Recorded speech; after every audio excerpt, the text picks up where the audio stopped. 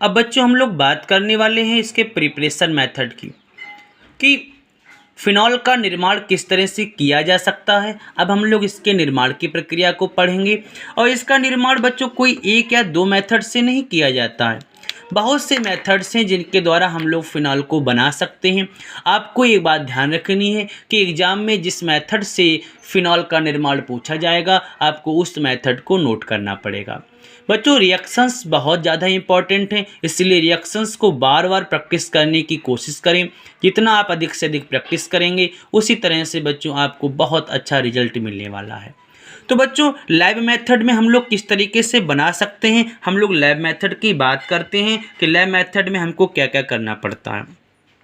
बच्चों lab method में हम लोग जब फिनॉल को बनाते हैं तो उसके निर्माण के लिए अपने को जिस सामग्री की आवश्यकता पड़ती है, जिस पदार्थ की आवश्यकता पड़ती है, उसका नाम है बेंजीन डाईएज़ोनियम क्लोराइड।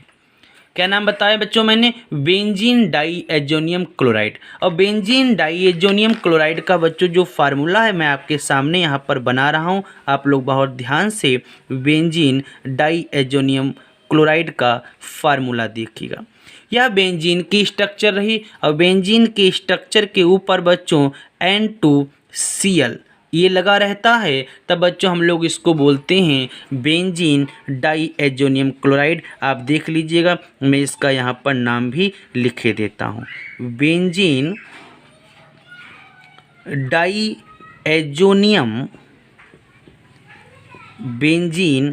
डाईएज़ोनियम क्लोराइड। बच्चों यह बेंजीन डाईएज़ोनियम क्लोराइड भी ऐसा कंपाउंड है जिससे कई एरोमेटिक कंपाउंड्स को बनाया जा सकता है। पेपर में कई बार ये क्वेश्चन पूछा गया है कि बेंजीन डाईएज़ोनियम क्लोराइड से फिनॉल का निर्माण आप किस प्रकार करेंगे। तो बच्चों मैंने यहाँ पर बेंजीन डाईएज़ोनियम क्लोराइड को लिया है। अब बेंजीन डाईएज़ोनियम क्लोराइड से हम लोग बनाएंगे कैसे, हम लोग उस पर चर्चा करते हैं। बच्चों बेंजीन डाईएज़ोनियम क्लोराइड को करना क्या है, आपको वाटर में बॉयल करना है, जल में मिला करके इसको बच्चों आपको बॉयल करना है, गर्म करना है। जब आप बेंजीन डाईएज़ोनियम क्लोराइड को जल में मिला करके बॉयल करेंगे तो आप देखिएगा बच्चों, आपके सामने मैं बताता हूँ क्या प्रोसेस होने वाली है। हम सब जानते हैं बच्चों यह जो H2O है इसमें H पॉजिटिव होता है और OH निगेटिव होता है। बहुत ध्यान से मेरी बात को सुनना बच्चों, यह H2O में H पॉजिटिव होता है और OH बच्चों कैसा होता है, निगेटिव होता है। और इस बेंजीन डाईएज़ोनियम क्लोराइड में यह जो Cl है यह निगेटिव होता है और यह हिस्सा बच्चों पॉजिटिव होता है। यह जो N2 है इसके ऊपर पॉजिटिव का साइन होता है और Cl पर कैसा साइन होता है, निगेटिव साइन होता है। तो बच्चों जब यह बेंजीन डाईएज़ोनियम क्लोराइड को हम लोग वाटर में बॉयल करते हैं तो यह निगेटिव वाला हिस्सा इस पॉजिटिव वाले हिस्से के साथ में जुड़ जाता है। और ध्यान से बात को सुनिएगा, ये जो इसका नेगेटिव वाला हिस्सा है इस पॉजिटिव वाले के साथ में जुड़ जाता है और जुड़ करके किसका निर्माण करता है, देखिए बच्चों H पॉजिटिव है और Cl निगेटिव है, दोनों जुड़ करके क्या बना लेंगे बच्चों, HCl बना लेंगे। HCl हाइड्रोजन क्लोराइड का निर्माण करेंगे। बच्चों ये जो आप नाइट्रोजन देख रहे हैं यह नाइट्रोजन बच्चों मुक्त हो जाती, मैं यहाँ पर इसको नोट कर देता हूँ।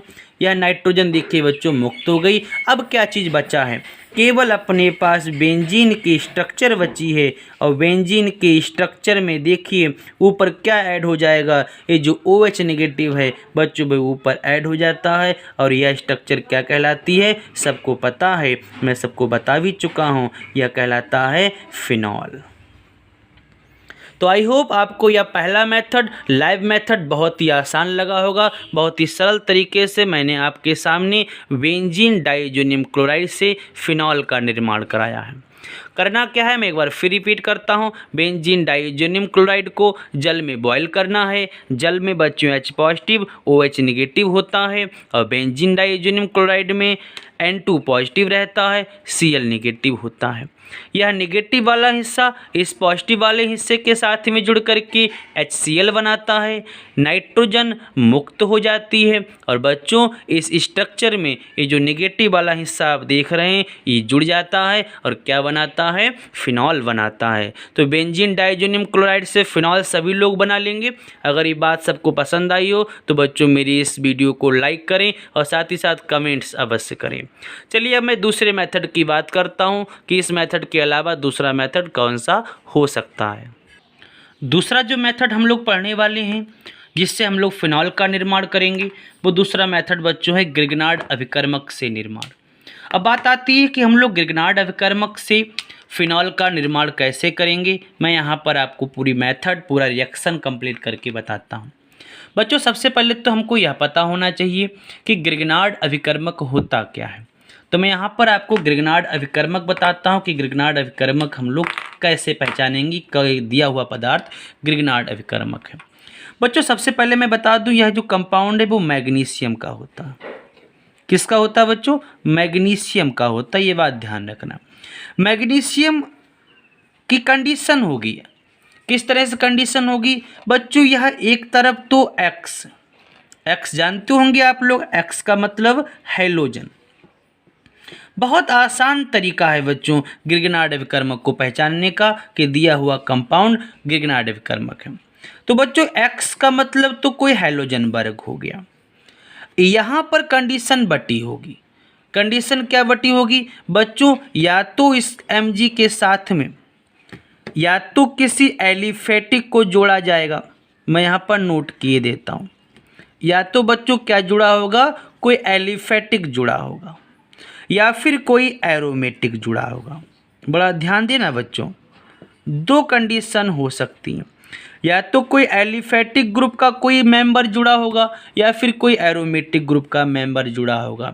अगर बच्चों यह कंडीशन मिलती है तो समझ लेना कंपाउंड आपका ग्रिग्नार्ड अभिकर्मक है।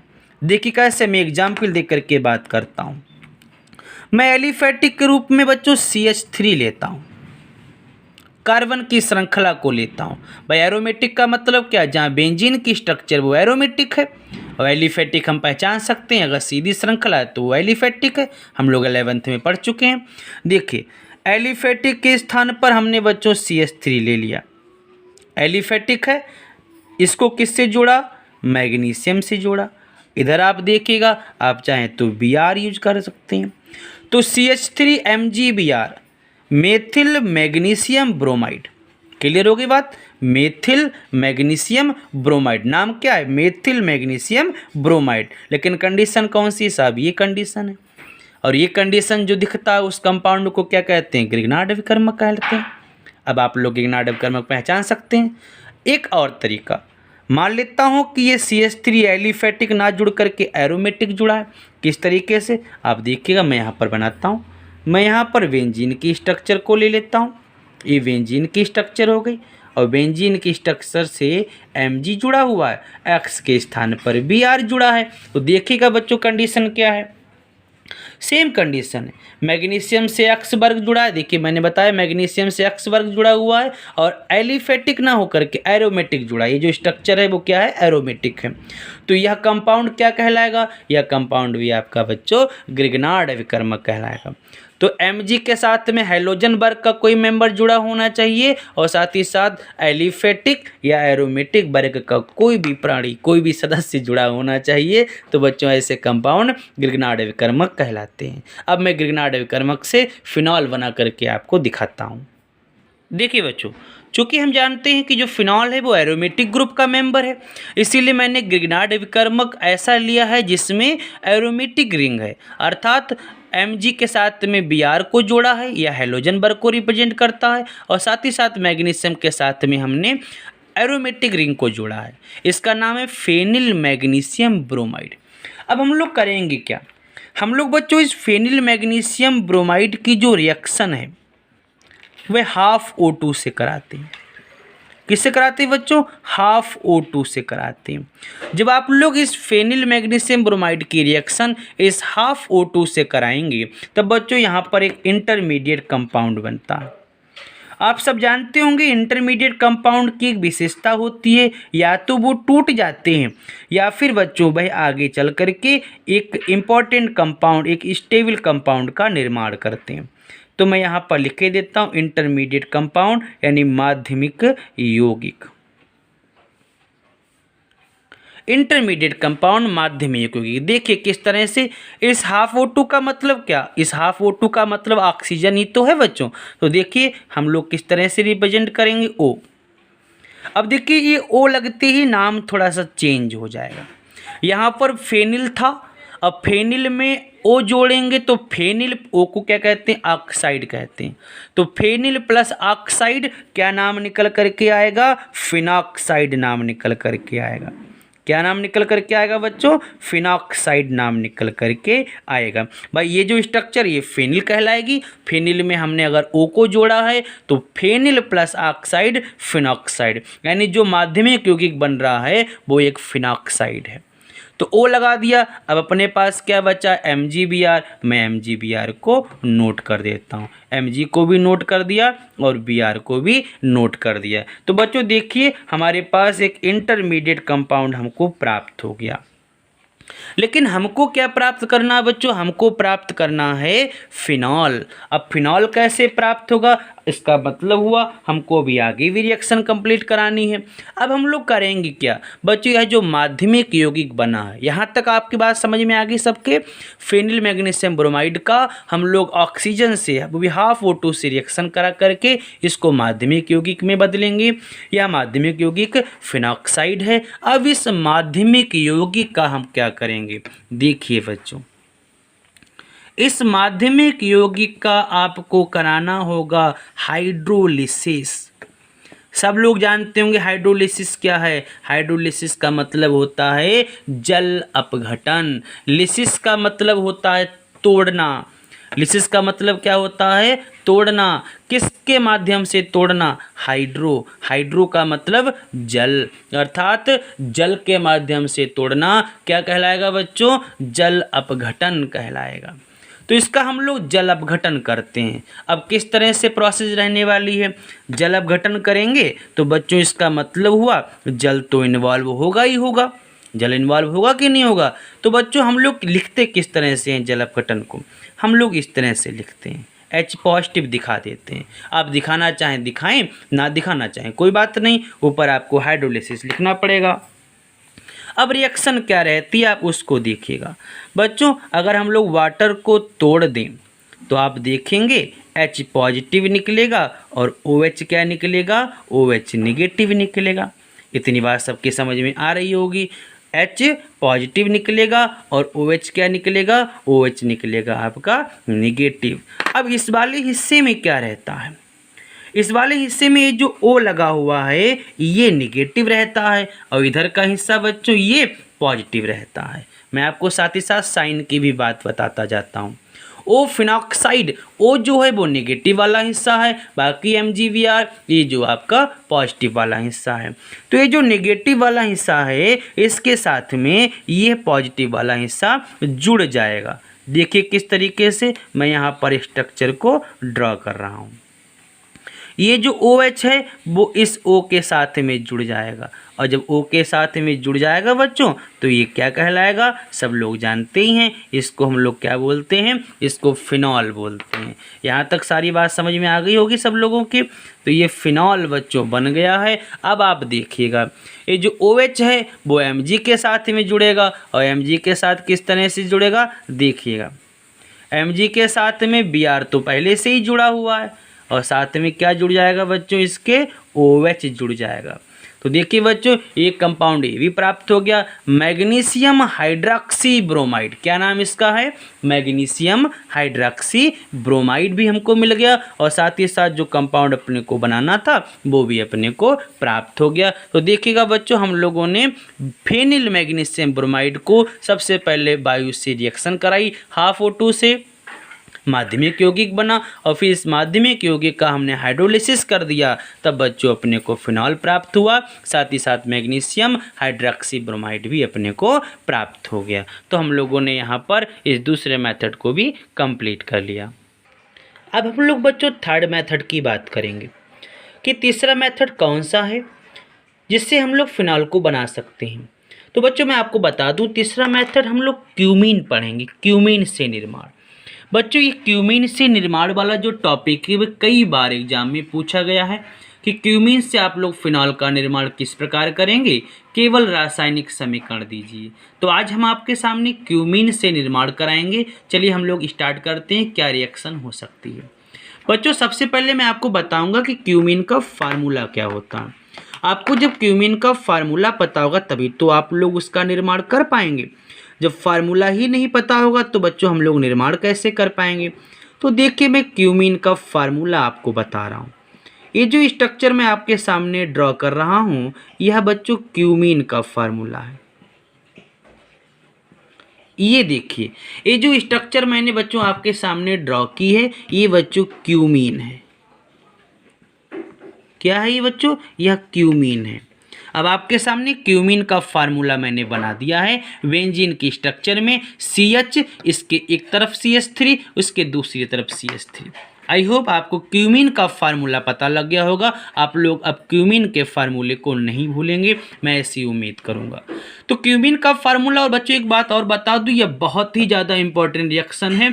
ये कई बार कंपटीशंस में पूछी जाती है, यहाँ तक कि हम लोग भी जब एग्जाम देते हैं PGT का, वहाँ भी बच्चों ये क्यूमीन से निर्माण जरूर पूछा जाता है। तो यह क्यूमीन से हम लोग किस तरह से बनाएंगे आप देखिएगा। हम लोग क्यूमीन की बच्चों रिएक्शन कराते हैं वायु से। In the presence of HMU, सूर्य के प्रकाश की उपस्थिति में बच्चों हम लोग क्यूमीन की रिएक्शन करा रहे हैं वायु के साथ, ऑक्सीजन के साथ। तो जब आप ऑक्सीजन के साथ रिएक्शन कराते हैं मेरे बच्चों तो यहाँ पर एक बहुत ही इंपॉर्टेंट कंपाउंड बनता है। वह कंपाउंड क्या है आप लोग देखिएगा। मैं इस क्यूमीन को नए तरीके से लिख करके उसके फार्मूले को बहुत ही सरल तरीके से आपके सामने रखता हूँ। ये देखिए मैंने यहाँ पर बच्चों C लिख दिया। H को रोक देता हूँ। इस C के एक तरफ CH3 और वहीं दूसरी तरफ CH3। मैंने दोनों तरफ बच्चों बना दिया। H को रोक दिया। अब आप कहेंगे सर H को क्यों रोका है, तो आप देखिएगा मैंने H को क्यों रोका है, क्योंकि यहाँ पर एक फार्मूला बनने वाला है, उसको हम लोग यहाँ पर ड्रॉ करेंगे। ये दो ऑक्सीजन हैं, दो एटम है कि नहीं, ये तो एक अणु है, इसके अंदर दो एटम हैं, तो इस तरीके से जुड़ते हैं O फिर O, और ये जो H मैंने रोक रखा था वो अब मैं यहाँ पर नोट किए देता हूँ। तो अब आप लोग स्ट्रक्चर देख रहे होंगे, मैंने यहाँ पर स्ट्रक्चर को नोट किया है। अब आप पूछेंगे सर यह स्ट्रक्चर किसकी है, तो मैं आपको नाम बता देना चाहता हूँ। यह स्ट्रक्चर है क्यूमीन हाइड्रॉक्सी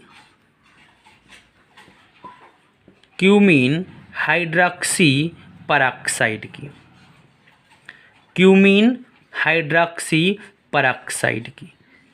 तो बच्चों ये जो क्यूमीन हाइड्रॉक्सी पेरोक्साइड है इसका फार्मूला आप लोग बना सकते हैं। इस फार्मूले को ध्यान रखना, ऑक्सीजन को बच्चों हम लोग तोड़ देंगे एटम में, और बच्चों आप देखिएगा उस दो एटम को इस C और H के बीच में एडजस्ट कर देना है। तो क्यूमीन हाइड्रॉक्सी पेरोक्साइड बच्चों बन गया। अब हम लोग इस क्यूमीन हाइड्रॉक्सी पेरोक्साइड का क्या करेंगे, चलिए हम लोग आगे बढ़ते हैं।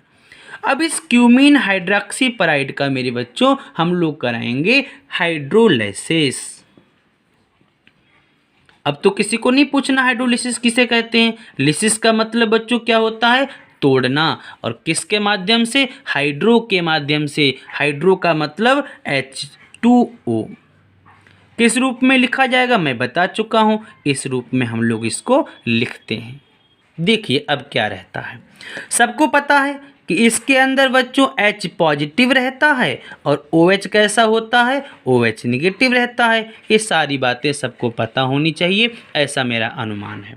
अब देखिए बच्चों क्या होता है, बहुत ही सरल तरीके से मैं इस रिएक्शन को आपके सामने रखूँगा। अभी आपका फिनॉल आपके सामने बन करके तैयार हो जाएगा।